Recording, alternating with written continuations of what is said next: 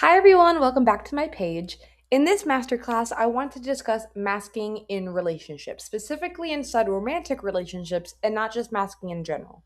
But like masking in general, masking is a survival strategy and not a character flaw. And so through these different slides, I want to talk about what happens when masking doesn't get named inside of a relationship and what it takes for both people to build something more honest than just a performance. Let's do this.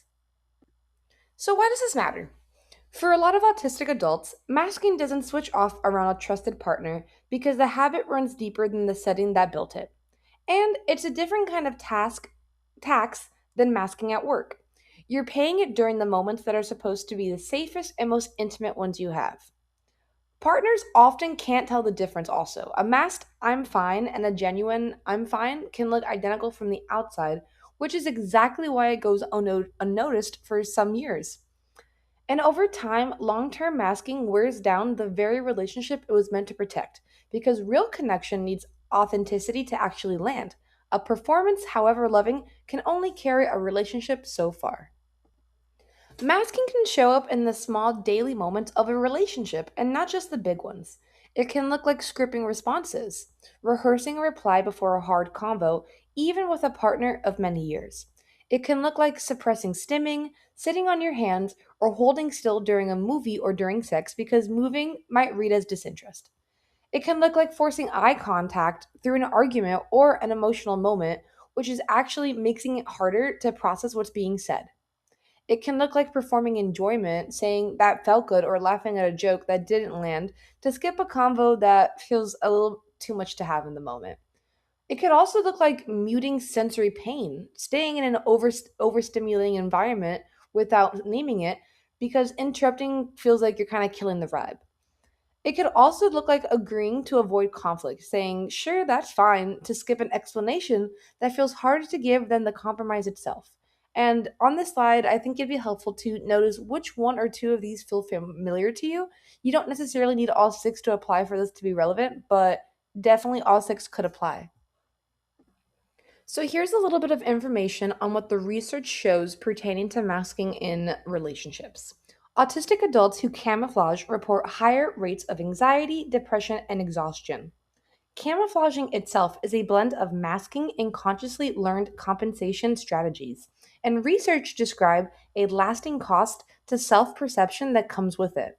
And autistic adults describe camouflaging as one way they've built and kept friendships and romantic connections, though it isn't always effective or sustainable. So let's talk about some examples. Let's do masking versus unmasking. In communication, masking looks like saying what you think will land well, while unmasking looks like saying what's actually true, even if it's a little messier.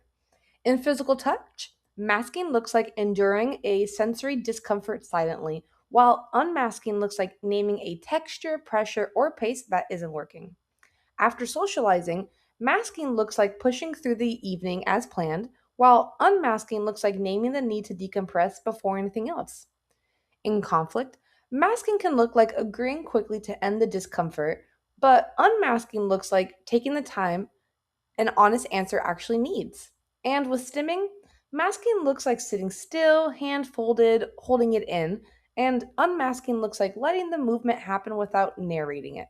And now, none of this is about a dramatic honesty, it's a direction to move in, not a finish line. Here are a couple reasons as to why partners may misread the signs. The same masked signal can be read two completely different ways. Going quiet can read as disinterest or boredom when it's actually masking fatigue or processing overload. Staying still can read as distance or low desire when it's actually sensory overload or the effort of holding a mask in place. Short answers can read as annoyance or shutting you out when it's actually energy conservation to stay present at all. And delayed reactions can read as not paying attention when it's actually just needing extra processing time.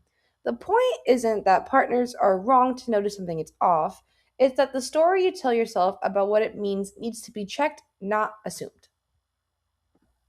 Here are two examples of real life scripts that you can use in social situations. So, for example, after a social event, you could say to your partner, I'm really glad we went. But I need about 20 minutes of quiet before I can talk about it. Not because of you, just because I've been masking all night.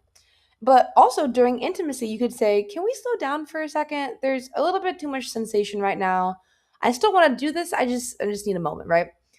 Try saying the second one out loud once before you need it in the moment. And rehearsing it only makes it easier to say it when it happens for real.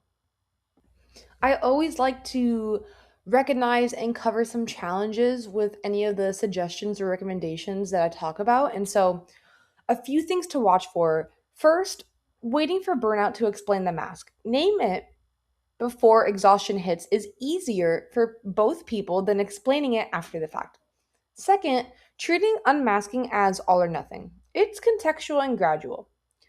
Third, readiness, stillness, reading stillness or quiet as distance. Check in with curiosity instead of assuming withdrawal means something is wrong. And fourth, assuming disclosure equals unmasking.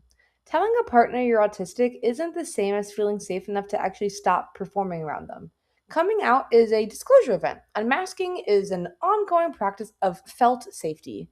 Conflating the two sets both people up for disappointment when disclosure alone doesn't change daily patterns.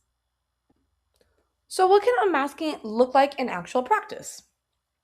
Naming a sensory limit mid moment, something as simple as, "Hey, the lights need to be a little dimmer," without it derailing everything. Letting a stim happen instead of holding still through it. Answering, "How was your day?" with the real, unedited version, not just like, "I'm fine." Sitting in comfortable silence without performing enjoyment of the silence itself. Asking for a version of a plan that accounts for recovery. And lastly, letting a pause be a pause instead of rushing to fill it with a scripted response. In closing, I want the takeaway message to be that the version of you that doesn't perform is the one worth building a relationship around. This applies to both people in the relationship, the autistic partner unmasking and the other partner learning to meet that with steadiness instead of surprise.